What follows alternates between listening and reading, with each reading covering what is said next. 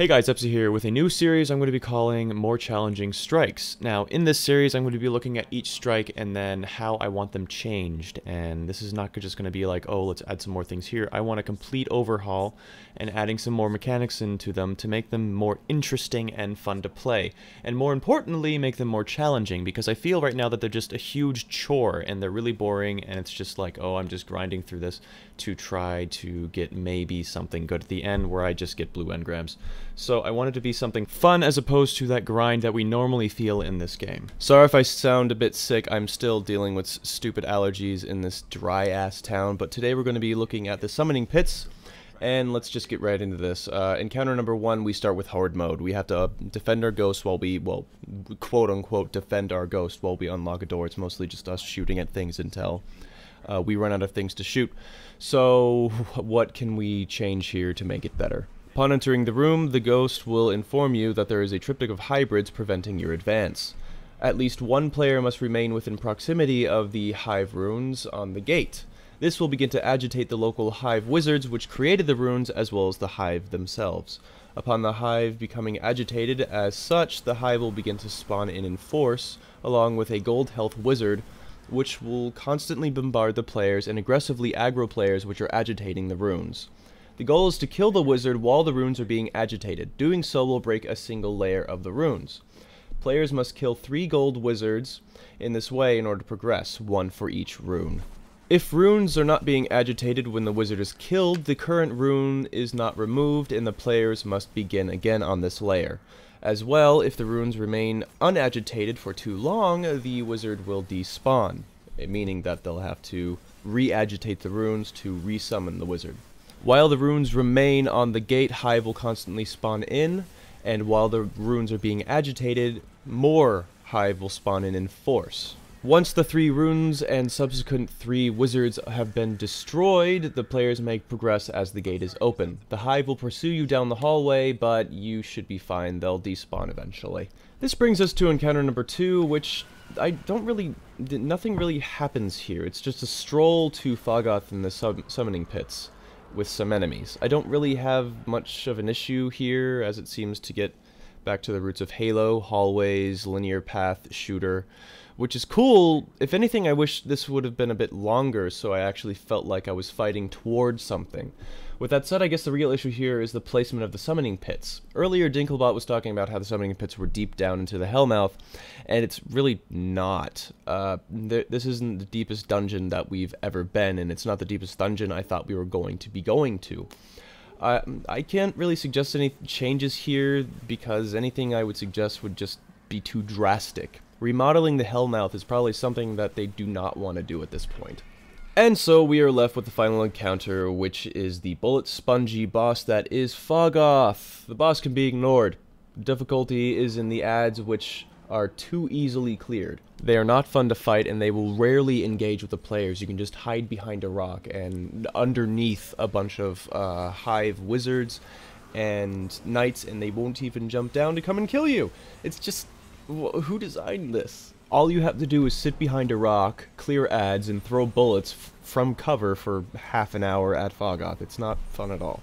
How do we change it? So, upon entering the summoning pits, doors behind the players will slam shut, blocking their escape. If one or more players remains in the safe rooms, a Shrieker as well as a melee knight will spawn in to encourage the players to actually do the damn strike. Now, a rather significant change here is the reduction of cover, namely the reduction of those giant fucking walls which enclose Phogoth. This will allow Phogoth a better field of fire so that he might actually hit the players and might actually be intimidating and might actually be paid attention to and might actually be scary, as well as more room to move around to find a better shot. Further, a new platform will be located suspended between the furthest walls from the entrance of the summoning pits. Upon this platform is the bell. We'll get to that later. Dealing consistent damage to Phogoth causes him great distress. Energy will begin to seethe off of him the more damage he accumulates. and will very slowly dissipate if he's not receiving any damage after a short period. Upon dealing enough damage, Phogoth will kneel and begin to glow, and then explode, dealing massive damage to everything, killing weaker adds and crippling players. While the player is crippled, their special jump is locked and they are unable to regenerate health. This crippled debuff will not last too long to completely nerf the players, but just long enough to make them panic, making any further mistakes almost certainly fatal. And now we get back to the bell. When activated, this bell tones, dealing some damage to the Guardian who activated the bell and throwing them off the platform. This will also briefly stun all Hive in the area. Further still, if Phogoth is in his kneeling, glowing, about to explode state, he will suffer massive damage and the explosion will be cancelled. Beware, however, after a second tone the bell will begin to show cracks.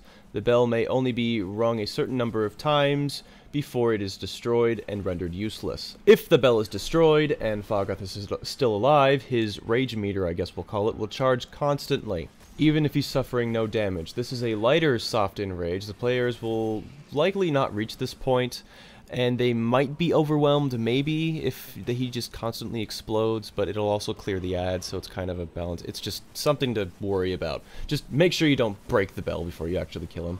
During this entire fight, ads will be constantly streaming in, Boomer Knights and Acolytes laying down suppressing fire, and Thralls moving in to flush out the enemy. I'm calling for a reduction in Wizards specifically, but a larger increase in the number of Thralls. The Hive will both save on resources without sacrificing the much-needed Guardian tiers that will be produced out of this.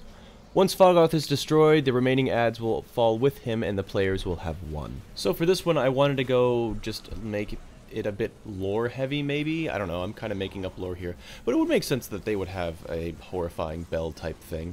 And what they're trying to do in the summoning pits is basically piss off an ogre in order to summon something. I mean, the way that Hive technology works, or at least their society works, is through emotions. They harvest the essence of emotions I'm getting. They harvest pain and anger and rage and things and use it to fuel other things. So that's kind of what they're doing here. So maybe they're just turning Phogoth into a giant battery. So it would make sense that he would have this, like, piss him off point.